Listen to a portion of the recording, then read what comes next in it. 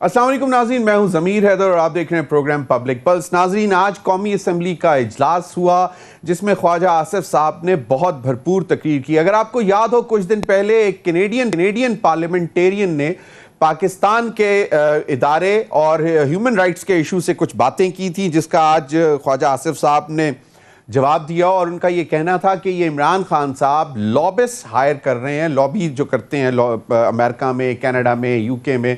और उन्होंने कहा कि वहाँ पे इमरान खान साहब लॉबिस्ट हायर करके उनसे, उन फोरम से पाकिस्तान के इदारों और आर्मी चीफ को बदनाम करने की कोशिश कर रहे हैं। और उन्होंने ये भी कहा कि इमरान खान साहब तो सिर्फ और सिर्फ जो हैं वो नफ़रतों के पैगंबर हैं।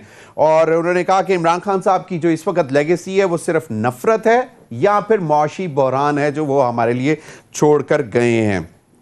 इस पर करेंगे कि क्या ये इंडिजिनस वहाँ से चीज़ें हो रही हैं बाहर से ममालिक से, या जिस तरह ख्वाजा आसिफ साहब ने कहा है कि इमरान खान साहब इंजीनियर करवा रहे हैं पाकिस्तान में बैठकर। जिस तरह फिर उन्होंने वो जो सऊदी अरब में वाक़या हुआ, जो आवाज़ें वहाँ पे कसी गई हमारी लीडरशिप पर, उस हवाले से भी बात की कि जी ये तो इसी तरह का काम करते हैं।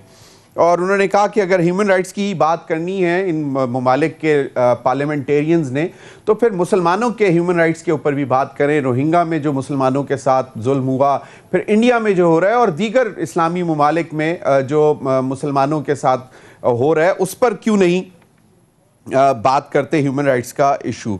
इस पर भी बात करेंगे। नाज़रीन, दूसरी जानिब आज हुकूमत के अपने अलाइज जिसमें असलम भूतानी साहब हैं, उन्होंने भी आज आवाज़ कर निकाल दी और उन्होंने कहा कि इस हुकूमत ने हमारे साथ ज़्यादतियाँ शुरू कर दी हैं। अभी सिर्फ ये 2 वोटों के सर पर हमारे साथ ये कर रहे हैं। अगर इनके पास 10 वोट ज़्यादा होते तो ये हमारा क्या हशर करते। उन्होंने एहसन इकबाल साहब पर इल्ज़ाम लगाया कि जी मेरे डेवलपमेंट फ़ंड जो है वो नहीं रिलीज़ कर रहे थे। फिर सिफारिशें करवाईं, अयाज सादिक साहब ने कहा और दीगर लोगों ने कहा, तो फिर उन्होंने कोई 20% रिलीज़ की और उन्होंने कहा, वो भी उन्होंने कहा कि ये मैं आप पे एहसान कर रहा हूँ। फिर उन्होंने कहा कि जरदारी साहब की मोहब्बत में हम आ गए थे, लेकिन हमें नहीं मालूम था कि हमें यहाँ पर फंड्स नहीं मिलेंगे। जब पीटीआई में थे तो वो कह रहे थे असलम भूतानी साहब के जी हमें पीटीआई से फंड्स तो मिलते थे करोड़ों रुपए, लेकिन इज़्ज़त नहीं मिलती थी। तो अब यहाँ हम इज़्ज़त कमाने आए हैं, तो कम से कम इतने पैसे तो हमें दे दें ताकि हम अपने तरक्याती काम कर सकें अपने हलकों में और दोबारा वोट के लिए जा सकें। इस पर भी बात करेंगे। नाज़रीन, दूसरी जानिब जो अहम बात है वो है जो इस वक्त बाई इलेक्शंस होने हैं 17 जुलाई को पंजाब में। 20 सीट नशिस्तों पर बाई इलेक्शंस होने हैं और पीटीआई की यास्मीन राशिद साहिबा ने आज फिर न्यूट्रल जो है उसके ऊपर सवालात उठा दिए कि न्यूट्रल हैं। हमें यही मालूम था कि न्यूट्रल हैं, लेकिन अब हमें ये लग रहा है कि न्यूट्रल जो हैं वो न्यूट्रल नहीं रहे। और उन्होंने कहा कि ये जो सूबाई असम्बली के इंतखाबात हो रहे हैं इसमें हमारे साथ ज़्यादती करने की कोशिश की जा रही है, लेकिन उन्होंने कहा कि हम हर तरह से तैयार हैं, इन सब चीज़ों का मुकाबला करेंगे। दूसरी जानिब इमरान खान साहब ने 2 जुलाई को पाकिस्तान भर में जो है वो पुरअमन एहतजाज करने की कॉल दे दी है, जिसमें महंगाई के ख़िलाफ़ भी एहतजाज होगा और साथ साथ जो जिसको वो इस इम्पोर्टेड सरकार के ख़िलाफ़ भी इजलास होगा। इन तमाम मामलात पर बात करेंगे। मेरे साथ इस्लामाबाद स्टूडियो में मौजूद हैं अनवर रज़ा साहब, सहाफ़ी, तजियाकार और लीडर भी हैं। बहुत बहुत शुक्रिया अनवर रज़ा साहब आपका। नसीम सिद्दीकी साहब किसी तारुफ के मोहताज नहीं है, अपना प्रोग्राम भी करते हैं एक चैनल में, सीनियर जर्नलिस्ट हैं, एनालिस्ट हैं। बहुत बहुत शुक्रिया नसीम साहब, आप लंदन में से हमें ज्वाइन किया आपने। अगर इजाज़त दें तो जो इम्पोर्टेंट एक इशू है उस पर भी नसीम भाई आपसे बात करनी है। ख़ास तौर पर इसहाक डार साहब की खबरें आ रही हैं कि वो पाकिस्तान वापस आ रहे हैं। अनवर रज़ा साहब ने आज ही इस हमारे ही चैनल पे ये खबर ब्रेक की थी और आपके पास भी, क्योंकि आप लंदन में बैठे हैं, आपके पास भी डिटेल्स होंगी, उस पर भी बात करेंगे। लेकिन पहले ज़रा ये जो लॉबिस्ट वाली गेम है, क्योंकि उन्होंने बरतानिया का नाम भी लिया है ख्वाजा आसिफ साहब ने, तो मैं चाहूँगा कि वो आप ज़रा ख्वाजा आसिफ साहब की गुफ्तगू सुन लें जो आज नेशनल असम्बली में उन्होंने की, फिर उस पर आपका कमेंट लूँगा जी। ये वॉइसेस जो है ना सिर्फ इसलिए वहाँ पे उठ रही हैं कि वहाँ पे जो लॉबिस्ट हैं اس کے ذریعے جو ہے یہاں سے لوگ عمران خان اینڈ کمپنی جو ہے برطانیہ میں بھی، امریکہ میں بھی، کینیڈا میں بھی اور دوسرے ملکوں میں بھی پاکستان کی عزت اور آبرو کا اس شخص کو اتنا خیال ہے کہ وہاں سے ان پلیٹ فارم سے پاکستان پہ، پاکستان کے اداروں پہ، پاکستان کے چیف آف سٹاف کے اوپر اٹیک کروا رہا ہے۔ جی نسیم بھائی، یہ ابھی حال ہی میں جو کینیڈین پارلیمنٹیرین نے جو باتیں کی تھی اس کا ریئیکشن میں خواجہ آصف صاحب نے یہ بات کی اور سارا کا سارا الزام عمران خان صاحب پر لگا دیا کہ وہ لابس ہائر کر یہ کروا رہے ہیں ان پلیٹ فارم سے۔ دیکھیں ضمیر بھائی، پہلے تو میں اس بات کو کنڈیم کروں گا کہ برطانیہ ہو یا کینیڈا، امریکہ، ہمارے اندرونی معاملات کو اس طرح بالکل ان کو نہیں کہنا چاہیے، اور خاص طور پہ پاک فوج یا پاک فوج کے سربراہ کے بارے میں کوئی بھی اس قسم کی زبان استعمال کرے گا تو ہم اس کو بالکل بھی برداشت نہیں کریں گے۔ لیکن دوسری طرف میرا یہ کہنا ہے خواجہ آصف کا بیان سن کے کہ خواجہ صاحب اپنے دور میں کیا کرتے رہے جب یہ اپوزیشن میں تھے، اس وقت یہ کیسی زبان استعمال کر رہے تھے۔ ان کے لیڈر نواز شریف، مریم نواز کس طرح کی آرمی چیف اور D G I S I کے لیے باتیں کرتے تھے۔ تو میٹھا میٹھا ہپ ہپ کڑوا کڑوا تھو نہیں ہونا چاہیے۔ لیکن جہاں تک یہ لابنگ کی بات کر رہے ہیں، مجھے تو اس بات کا علم نہیں ہے، لیکن ایک تو اب بات میں آپ کو بتاؤں کہ پچھلے 1.5-2 مہینے سے میں لنڈن میں موجود ہوں، آس پاس کے کچھ کنٹریز میں بھی جانا ہوا۔ 99% لوگوں کا یہی کہنا ہے کہ یہ سازش ہوئی ہے اور یہ کس طرح رجیم چینج کی گئی ہے۔ اگر عمران خان اچھا پرفارم نہیں کر رہا تھا تو تبدیلی لے آتے، لیکن جس طرح عمران خان کی حکومت کو ختم کیا گیا، اور یہ ان کے الفاظ ہیں، میں نہیں کہہ رہا کیونکہ میں تو اینالسٹ ہوں، وہ کہتے ہیں کہ آپ نے چوروں کو لا کے جو ہے وہ یہاں پہ بٹھا دیا ہے۔ تو یہ تو ہر بندے کی آواز ہے، اور مجھے یہ بتائیں کہ دنیا میں بھی اگر کوئی لوگ بیٹھے ہیں پارلیمنٹیرین ہیں تو کیا انہیں پاکستان کے حالات نظر نہیں آ رہے کہ کس طرح شہباز شریف صاحب پہ یا ان کے بیٹے حمزہ شہباز کے اوپر کس قسم کے الزامات تھے، منی لانڈرنگ کے، اربوں روپے کے، وہ معاملات کہیں اور چلے گئے اور انہیں ملک کا حکمران بنا دیا گیا۔ تو یہ تو اندھے کو بھی دکھائی دیتا ہے کہ پاکستان میں حالات کس قسم کے جا رہے ہیں۔ تو یہ لوگوں کے اپنے ویوز بھی ہیں، اور پھر جس طرح پاکستان میں امپائر کی بار بار بات پی ٹی آئی بھی کرتی ہے، جو نیوٹرلز ہیں ان کی بات بھی ہوتی ہے، تو وہاں پہ تاثر تو یہی جاتا ہے کہ اسٹیبلشمنٹ نے یہ سب کچھ کیا ہے۔ تو لازمی بات ہے، کیونکہ ایک میں آپ کو اور بات بتاؤں، پاکستان میں جس طرح میں پہلے یہاں پہ رہتا تھا اور جرنلزم کیا یہاں پہ، تو محترمہ بے نظیر بھٹو کو بہت لوگ پرسنلی جانتے تھے، یا ان کی وجہ سے پاکستان کا ذکر ہوتا تھا یا لوگوں کو پتہ ہوتا تھا۔ ابھی بھی میری ایک گورے سے ملاقات ہوئی اور وہ بھی اچانک، تو کوئی بات نکلی تو اس نے کہا کہ what's happening with your prime minister, ex prime minister Imran Khan. میں نے کہا ڈو یو نو ہم؟ تو کہتا یس I know him as a cricketer and then he was turned to a politician. تو عمران خان صاحب کی پاپولیرٹی اتنی ہے کہ لوگ پاکستان کے جو معاملات ہیں ان کے اوپر نظر رکھتے ہیں، اور کیونکہ جب گلوبل ورلڈ ہو گئی ہے، گلوبل ولیج ہو گیا ہے، اور سوشل میڈیا کے اوپر بھی اتنی چیزیں چلتی ہیں، تو دنیا کو نظر آ رہا ہے کہ پاکستان میں کیا ہو رہا ہے۔ اور آپ کو یہ بھی پتا ہے کہ پاکستان خطے میں اتنا اہم ممالک ہے کہ لوگوں کی نظر اس کے اوپر رہتی ہے، تو لوگ خود بھی تو اینالائز کرتے ہیں۔ اور میں آپ کو مطلب خدا کو حاضر ناظر جان کے کہہ رہا ہوں کہ یہاں پہ جن سے میری بات ہوتی ہے 98% لوگ جو ہے وہ رجیم کے چینج ہونے کے طریقے کے خلاف ہیں، اور وہ کہتے ہیں جن لوگوں کے خلاف اتنے بڑے مقدمات ہیں، یعنی کہ کسی کے اوپر 20 کلو ہیروئن کا مقدمہ ہے، کسی کے اوپر جو ہے وہ ٹھیکوں میں کرپشن کا مقدمہ ہے، کسی پہ منی لانڈرنگ کا ہے، آصف علی زرداری کے صاحب کے اوپر جو فیک اکاؤنٹس کا کیس ہے وہ تو پی ایم ایل این نے بنایا تھا، وہ تو چودھری نثار صاحب نے بنایا تھا۔ جو اپنا رانا ثناء اللہ کے اوپر کیس ہے وہ اے این ایف نے بنایا تھا۔ نسیم صدیقی صاحب، آپ بالکل صحیح فرما رہے ہیں۔ آپ کا کہنے کا مطلب یہ ہے کہ وہاں سے یہ انڈیجنس وائسز نکل رہی ہیں، کوئی لابس کو ہائر کر نہیں کروایا جا رہا، یا عمران خان صاحب اس قسم کی کوئی انجینئرنگ نہیں کر رہے پاکستان میں بیٹھ کر کہ باہر کے ممالک کے پارلیمنٹیرینز جو ہیں وہ ہمارے اداروں یا ہمارے سروسز چیف کے جو ہیں ان کے اوپر کوئی بات کریں۔ تو آپ کا مطلب ہے کہ یہ تو انور رضا صاحب، آج قومی اسمبلی میں آپ بھی تھے، آپ نے سنا بھی، خواجہ آصف صاحب نے بڑی بات کی، انہوں نے تو کہہ دیا کہ عمران خان صاحب تو صرف نفرتوں کے پیغمبر ہیں، اور ان کی لیگیسی جو ہے وہ صرف اور صرف نفرت ہے اور معاشی بحران ہے۔ اور پھر وہ آپ نے سنی لیا جو انہوں نے لابس کی بات کی۔ دیکھیے ضمیر صاحب، پہلی بات تو یہ ہے کہ اب ایک گھر میں آپ کے پیرنٹس اور بچے وہ بھی ڈیوائیڈ ہو گئے ہیں، ہمارے ادارے تقسیم ہو گئے ہیں۔ کیا یہ تقسیم کا کلچر ہمیں نہیں پتہ کہ کس نے دیا ہے، ہمیں اس تقسیم کے کلچر کو روکنا ہے. یہ اداروں کو کھوکھلا کر رہے ہیں. اگر آپ سمجھیے, دیکھیے ایک لمحے کے لیے یہ محسوس بھی کر لیں کہ اگر سابق پرائم منسٹر کے خلاف کوئی سازش بھی ہوئی ہے تو مجھے یہ بتائیے جو ان کے ارد گرد لوگ ہیں ان کے انٹرسٹ کیا لندن امریکہ میں نہیں ہے؟ انہوں نے وہاں کا حلف نہیں اٹھایا ہوا, وہاں پہ ڈبل نیشنلٹی نہیں ہے ان کی, وہ پاکستان میں آتے ہیں اور پاکستان کے مستقبل کا فیصلہ وہ کرتے ہیں. کیا خان صاحب کے گرد جو لوگ موجود ہیں ان کے خلاف کوئی انویسٹیگیشن نہیں ہونی چاہیے کہ جنہوں نے اس ملک کو بالخصوص اور عمران خان کو اس نہج پہ پہنچایا ہے؟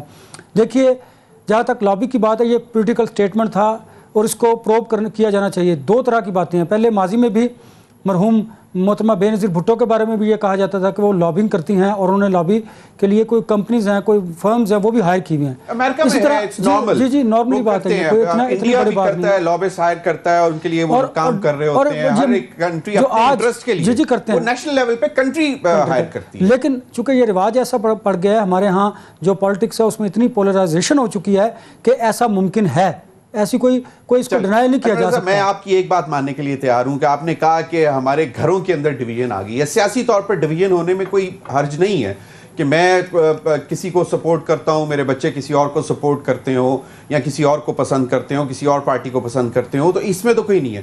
تو لیکن ضمیر پولرائزیشن کہاں پہ, خطرہ کہاں پہ آپ کو؟ اچھا ضمیر ذرا ایک بات ذرا غور کیجئے, چونکہ ہمارا کام ہے بالکل غیر جانبداری سے چیزوں کو سامنے لے کے آنا.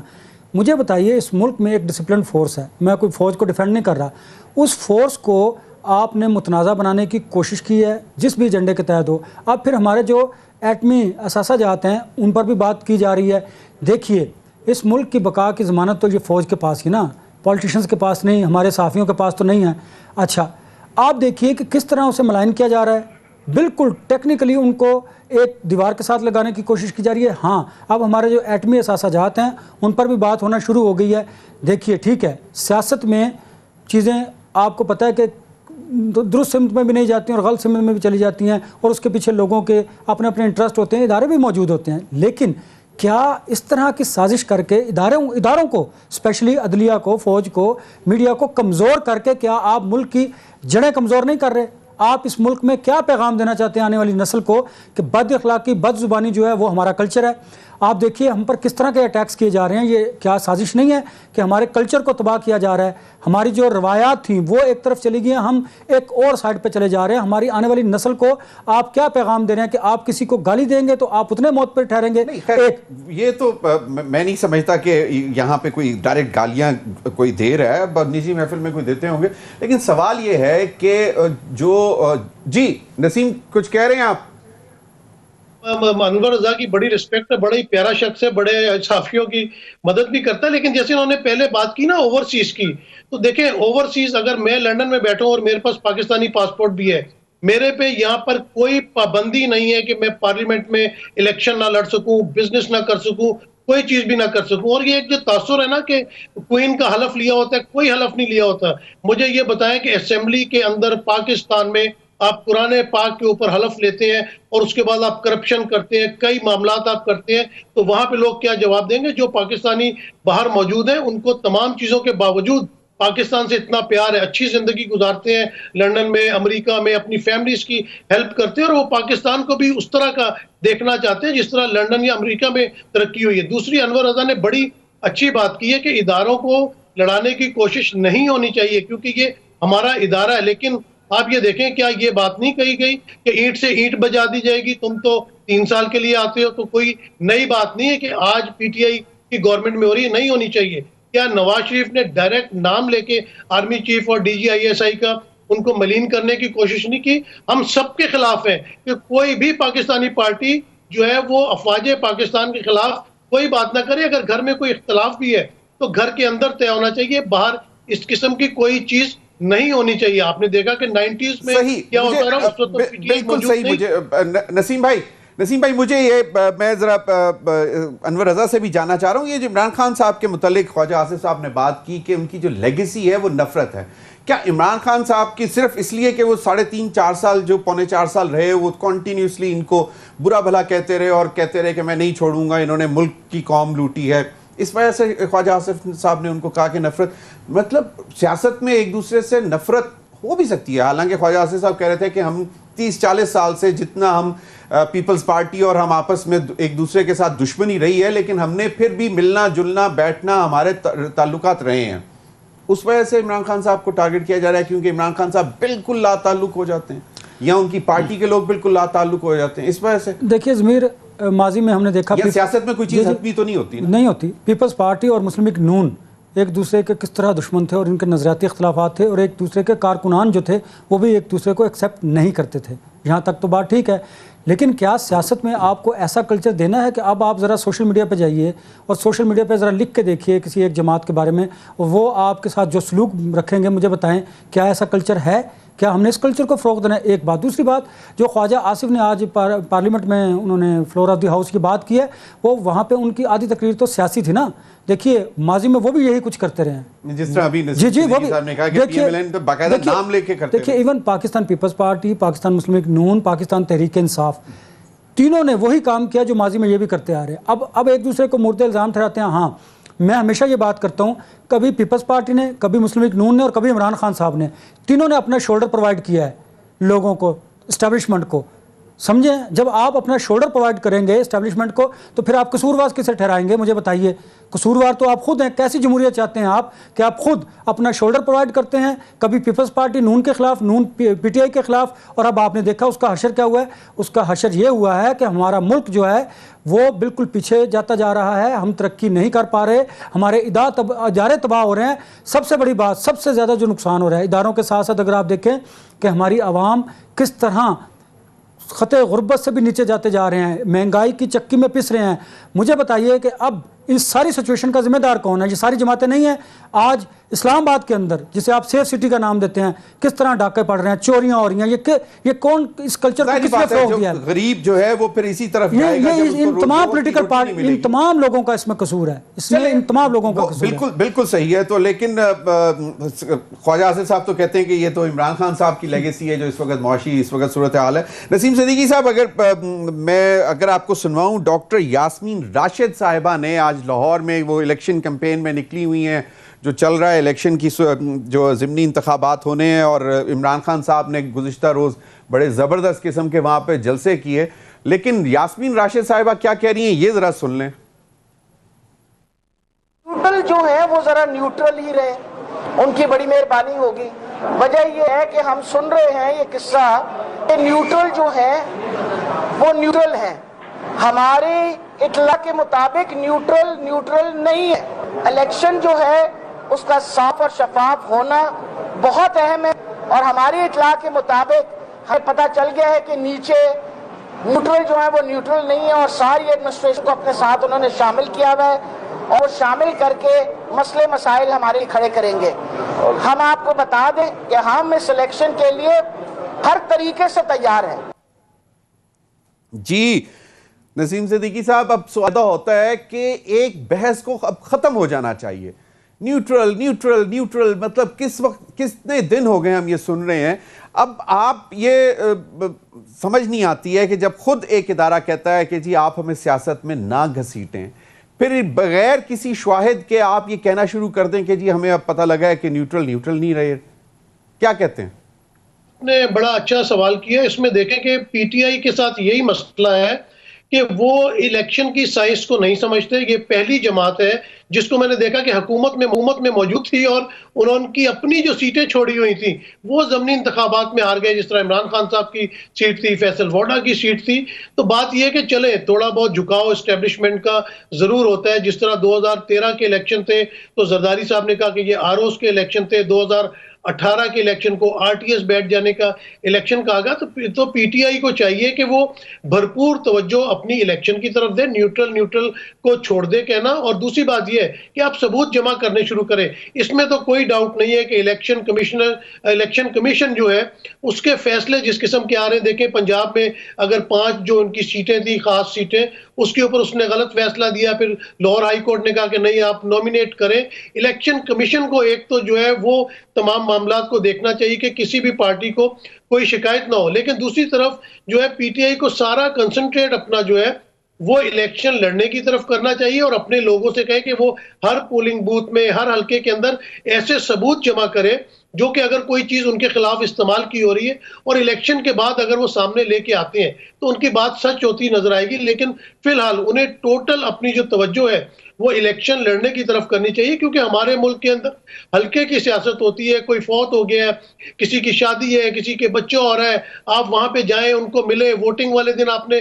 ووٹرز کو باہر نکلوانا ہوتا ہے، ان کے ووٹ ڈلوانے ہوتے ہیں، قیمے والے نان بریانی کا بندوبست کرنا ہوتا ہے، جو ہمارا کلچر ہے، اس میں کوئی بری بات نہیں ہے۔ اگر لوگ صبح سے بالکل صحیح۔ میں نسیم صدیقی صاحب ابھی میں بریک پہ جا رہا ہوں، اس کے بعد میں انور رضا صاحب سے بھی کمنٹ لوں گا ڈاکٹر یاسمین راشد صاحبہ کی گفتگو پر، اس پر مزید بھی بات کریں گے، اور پھر عمران خان صاحب نے جو 2 جولائی کی کال دی ہے اس پر بھی بات کریں گے، کیونکہ گزشتہ روز جو ہمارے رانا ثناءاللہ صاحب ہیں وزیر داخلہ، انہوں نے کہا ہے کہ میں نے جو 25 مئی کو سبق سکھایا ہے اب عمران خان صاحب دوبارہ لانگ مارچ کا نہیں سوچیں گے۔ کیا ایسا ہی ہے اور اسی لیے صرف احتجاج جلسے کرنے کی طرف واپس گئے ہیں؟ بریک کے بعد۔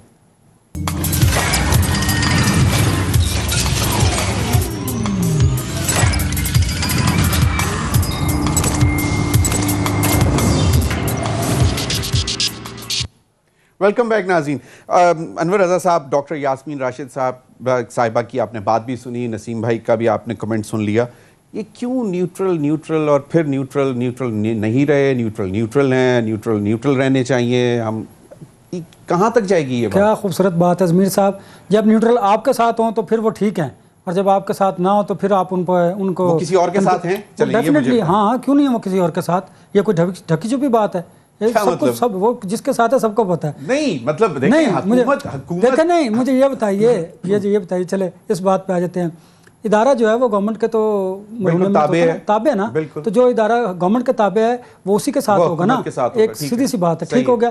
ہاں اب آپ یہ دیکھیے جب عمران خان صاحب اقتدار میں تھے تو یہی ادارہ ان کے تابع نہیں تھا، دیکھیے نا ان کے ساتھ ہی کام کرتا رہا۔ اب جب ان کے ساتھ یہ گورنمنٹ میں نہیں رہے، اب یہ شور مچا رہے ہیں کہ نیوٹرل کو نیوٹرل رہنا چاہیے۔ اچھا مجھے یہ بتائیے، کیا خان صاحب کبھی اپنی کسی ایک سٹیٹمنٹ پر بھی رہے ہیں؟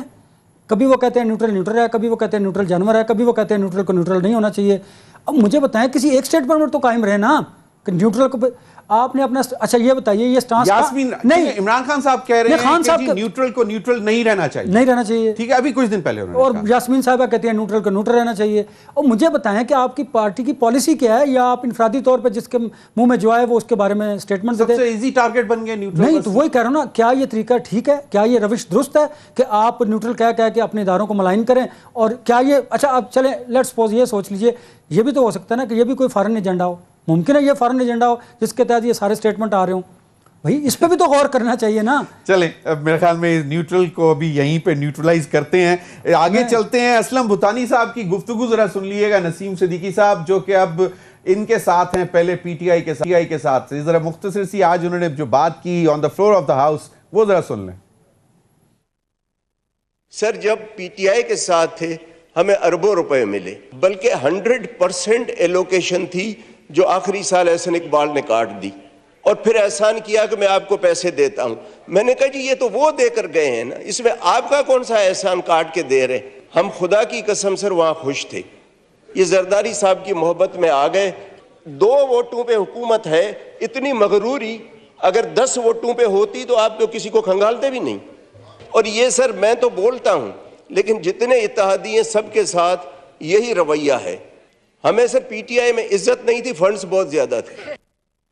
جی نسیم بھائی، ہمیں پی ٹی آئی نے عزت نہیں دی لیکن فنڈز بہت زیادہ دیے، اور پھر انہوں نے کہا کہ ہم زرداری صاحب کی محبت میں آگے۔ وسیم اختر صاحب نے بھی آج کراچی میں پریس کانفرنس کی اور انہوں نے پہلے تو اپنا غصہ نکالا جو ابھی بلدیاتی انتخابات ہیں اس میں جو ہو رہا ہے، اور انہوں نے کہا کہ ہمارے ساتھ زیادتی کر رہی ہے حکومت، مطلب پیپلز پارٹی کی۔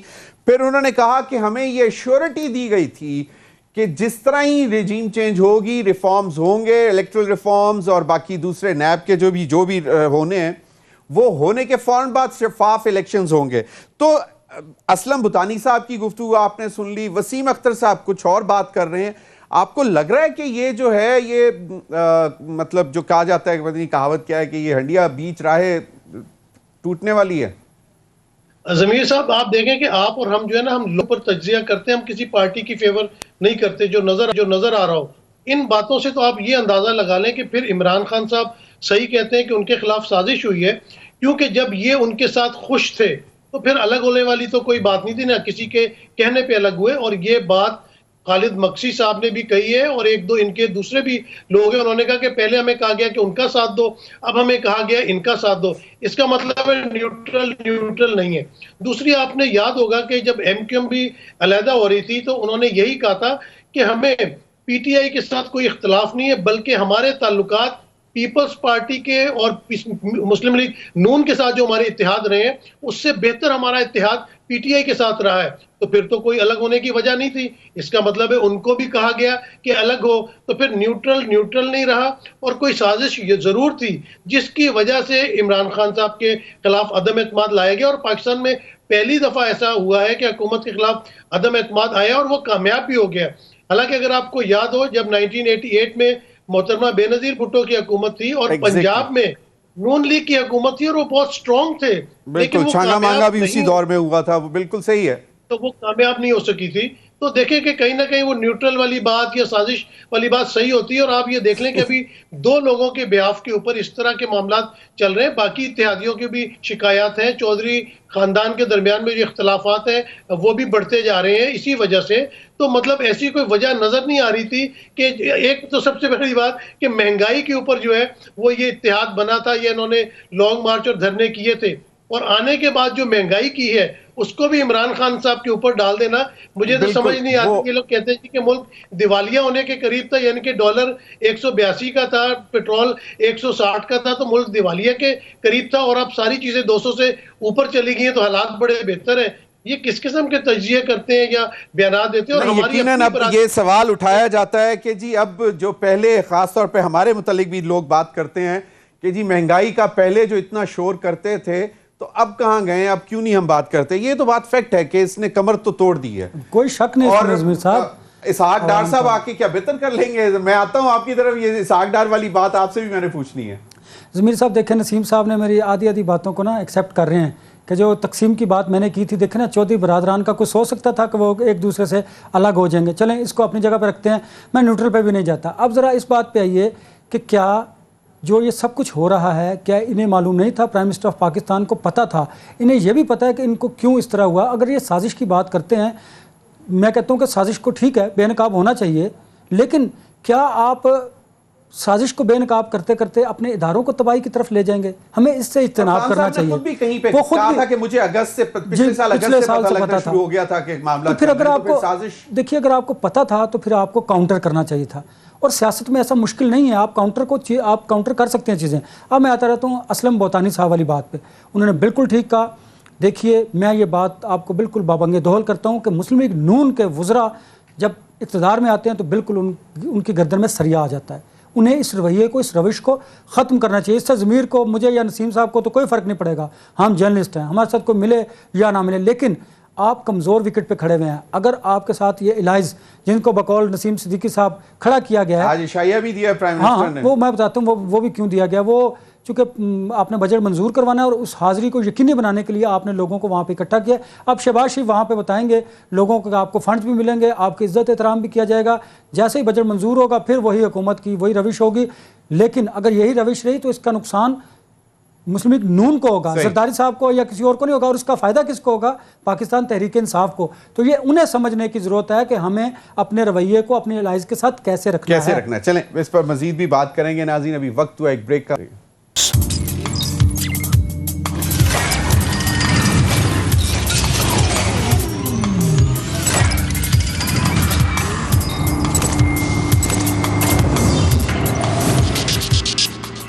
Welcome back. نسیم بھائی، آپ اسحاق ڈار صاحب کو روانہ کرنے گئے تھے لنڈن، تو اب آپ ان کو بھجوا رہے ہیں، کیا اب فائنانس کی باغ ڈور وہ سنبھالیں گے؟ زمین صاحب پہلے میں چھوٹی سی بات ذرا انور رضا کی بتا دوں. انور رضا سے آدھا کیا متفق ہونا، میں پورا متفق ہوں. جس طرح یہ غربت کی بات ہو رہی تھی اور ہمارے صحافی بھائیوں پر جس طرح کی مہنگائی کے بم پھوٹے ہیں، تو پریس کلب نے ہمیشہ بڑی مدد کی ہے اور انور رضا آگے رہے. مجھے بالکل ان سے کسی بات پہ اختلاف نہیں. ایک انہوں نے بڑی اچھی بات کی، میں آپ کے سوال کی طرف بھی آ رہا ہوں. انہوں نے کہا کہ مسلم لیگ نون کیا کوئی بھی منسٹر ہوتا ہے نا، ان کی آنکھیں جو ہے ماتھے پہ آ جاتی ہیں. ہمارے ایک مشترکہ دوست ہیں صحافی، ان کے گھر ہم بیٹھے تھے वोट ऑफ नो कॉन्फिडेंस से पहले, तो मुस्लिम लीग नून के जो साबिक वजीर आजम रह चुके हैं वो भी वहां पे थे। तो मैंने उनसे कुछ कहा कि न्यारी का प्रोग्राम बनाते हैं। उन्होंने कहा यार हुकूमत आने से पहले पहले बना लो, बाद में तो हमारी आंखें जो है माथे पे चली जाएंगी। आपके सवाल की तरफ आता हूं मैं। सही कह रहे हैं। बिल्कुल, यहाँ पे मामलात चल रहे हैं दोनों नवाज शरीफ साहब के और इसाक डार साहब के। अभी नवाज शरीफ साहब को बिल्कुल क्लियरेंस जो है वो नहीं मिली है। तो नवाज शरीफ साहब ने जितनी जल्दी में पासपोर्ट बनवाया था, लेकिन अभी उनकी पाकिस्तान जाना वापसी मुमकिन नहीं है। लेकिन इसाक डार साहब के, बल्कि आपने कहा कि आज अनवर रजा ने ये ब्रेकिंग न्यूज़ दी, कल अगर आप अदनान का प्रोग्राम देखें अपना इसके ऊपर पब्लिक के ऊपर ही, तो उसमें मैंने ये कहा था कि इसाक डार साहब के काफ़ी मामलात जो है वो तय पा चुके हैं। कुछ 2-3 चीजें रह गई हैं, वो भी तय पा गई हैं। और इसाक डार साहब जुलाई में जो है आपको वापस पाकिस्तान में ईद के बाद नजर आएंगे और वजारत खजाना को भी वही आके संभालेंगे। तो बिल्कुल सही अनवर रजा ने न्यूज ब्रेक की है कि अपना इस्माइल साहब मतलब नाकाम हो गए। नहीं, नाकाम नहीं हो गए सर। ये इसी तरह है कि जो एक सीनियर लीडर है, ये फ्रंट ओपनिंग बैट्समैन होता है, इस तरह इनकी जो मुआशी टीम के ओपनिंग बैट्समैन है वो तो इसाक डार साहब है ना। इसाक डार साहब एक्सपीरियंस फाइनेंस मिनिस्टर रहे हैं और मतलब तीनों हुकूमतों में जिस तरह उन्होंने डॉलर को कंट्रोल रखा।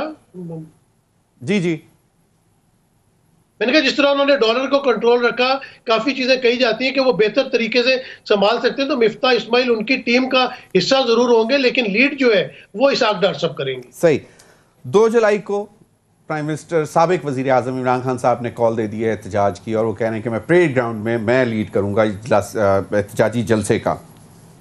बिल्कुल। राना सनाउल्लाह साहब कहते हैं कि सबक सिखा दिया, अब लॉन्ग मार्च वगैरह कहानी ख़त्म, अब ये जलसे ही होंगे, जुलूस। देखिए, खान साहब को ये एडवाइस की गई थी उनकी पार्टी के लोगों ने कि अब आप अपने मोमेंटम को इस तरह बरकरार रखिए कि आप जलसे जुलूस कीजिए और जलसा करके आप घर आ जाइए, और पूरे मुल्क में बैक वक्त आपने जलसा करना है। जो जिस शहर में उनके पार्टी के लोगों ने उन्हें कहा था कि आप लॉन्ग मार्च नहीं करना। नसीम सिद्दीकी साहब ने एक छोटी सी बात की है कि मियां नवाज शरीफ साहब को क्लियरेंस नहीं मिली। वो किसने देनी? ये बात दुरुस्त है। जिनकी तरफ ये इशारा कर रहे हैं उन्होंने क्लियर करना था। अलबत्ता वो इसाक डार साहब क्लियर इस तरह हुए हैं, एक तो वो नैब का जो ऑर्डिनेंस आया है, नैब में तरमीम हुई हैं, उनकी वजह से उन्हें बड़ा रिलीफ मिलेगा, और वो जुलाई के मिड में वो पाकिस्तान आएंगे। और बिल्कुल ये बात दुरुस्त है कि वो वजारत खजाना को लीड करेंगे। और चूँकि इस पर अदम इत्मीनान किया नवाज शरीफ साहब ने जो माशी सूरत है उस पर, इसलिए उन्हें वापस भेजा जा रहा है। उनकी तैयारियां मुकम्मल है, वापस आके वो डॉलर को संभाल लेंगे, वो डॉलर को 180 पे लेके आएंगे। नवाज शरीफ साहब की ये ख्वाहिश है। आपको पता है अभी भी लंदन में बैठ के नवाज शरीफ साहब जो हैं वो वहाँ पर ब्यूरोक्रेसी में वुज़रा को डिक्टेशन दे रहे हैं, सारे काम वो वहीं बैठ के खुद कर रहे हैं। तो इसाक डार चूँकि उनकी नाक का बाल है, तो वो यहाँ पर आके चीज़ों को संभालेंगे। और माशी सूरत को संभालना इस वक्त हुकूमत के लिए बड़ा चैलेंज है, और उस चैलेंज को उन्होंने मीट करना है। नसीम भाई कुछ कह रहे थे आप? मैं कह रहा था कि डॉलर 180 पे नहीं आएगा। हाँ, मजीद बढ़ना शायद वो रुक जाए, लेकिन जब डॉलर या पाउंड फॉरेन करेंसी आगे चलेगी तो उसके वापसी के बिल्कुल दरवाजे बंद होंगे।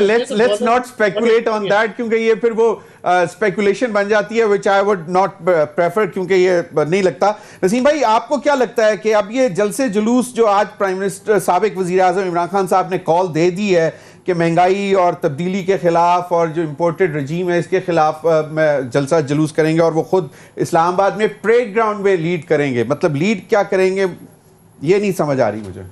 देखिए जमीर साहब, आपने देखा था कि पीटीआई के दौर में धरना हुआ मौलाना फजल रहमान का, पीडीएम के जलसे जुलूस हुए, बिलावल साहब कराची से जुलूस लेके गुजरे, पूरा पंजाब गुजरे जहाँ पे पीटीआई की हुकूमत थी, उनके ऊपर कोई भी तशद्दुद नहीं किया गया या रास्ता नहीं रोका गया हमने, और आपने देखा कि वो डी चौक तक आए। तो मेरे ख्याल से ये जलसे जुलूस करना, एहतजाज करना, ये हर सियासी जमात का हक होता है। अगर पीटीआई करने चाह रही है तो बिल्कुल करते रहना चाहिए और उनको इजाजत होनी चाहिए। 25 मई को जो हमने वाकयात देखे वो बिल्कुल गलत थे, वो फिस्तायत थी। अगर भारत में कोई इस किस्म के वाकयात होते हैं, कश्मीर में होते हैं, तो हम उसको बड़ा एक्सप्लोर करते हैं, लेकिन पाकिस्तान में जब आप औरतों पे, बच्चों पे तशद्दुद कर रहे हैं, मुझे बताएं कि लिबर्टी मार्केट में जिस तरह आंसू गैस फेंकी गई, वहां तो कोई नो डाउट अबाउट दैट, बिल्कुल। लेकिन वही राना सनाउल्लाह साहब ने कहा कि जनाब मैंने तो ऐसा सबक सिखा दिया 25 मई को कि अब ये हिम्मत नहीं करेंगे। तो आपको लगता है कि ये परेड ग्राउंड से बैठे बैठे एकदम जिस तरह 2014 में किया था कि पहले इधर बैठे हुए थे अपारा के सामने श्रीनगर हाईवे पे, اور اس کے بعد ایک دم اٹھ کر چل پڑے تھے. تو کوئی ایسا ایڈونچر کریں گے عمران خان صاحب؟ نہیں, مجھے نہیں لگتا ہے ایسا ایڈونچر ہوگا. اس کی وجہ یہ ہے کیونکہ اس وقت نیوٹرل ان کے ساتھ تھے, اب نیوٹرل ان کے ساتھ نہیں ہے, پہلی بات. دوسری بات یہ ہے کہ دیکھیں یہ بات بالکل درست ہے کہ ہر پولیٹیکل پارٹی کا حق ہے کہ وہ پرامن احتجاج کرے, اور یہ عمران خان صاحب اب کریں گے. اب رانا ثناء اللہ نے جو خوف ڈالنا تھا وہ ڈال دیا. رانا ثناء اللہ کو اب اس طرح کے پولیٹیکل اس طرح کے اسٹیٹمنٹ نہیں دینے چاہیے, چونکہ اس کا مطلب یہ ہوتا ہے کہ آپ مہنگائی کو اگر کنٹرول نہ کیا تو آئندہ عام انتخابات میں پھر عوام ان کو جوتے ماریں گے. چلیں, بہت بہت شکریہ نسیم صدیقی آپ کا. انور کبھی ناظرین اب تک کے لیے اتنا ہی, اجازت دیجیے, اللہ حافظ.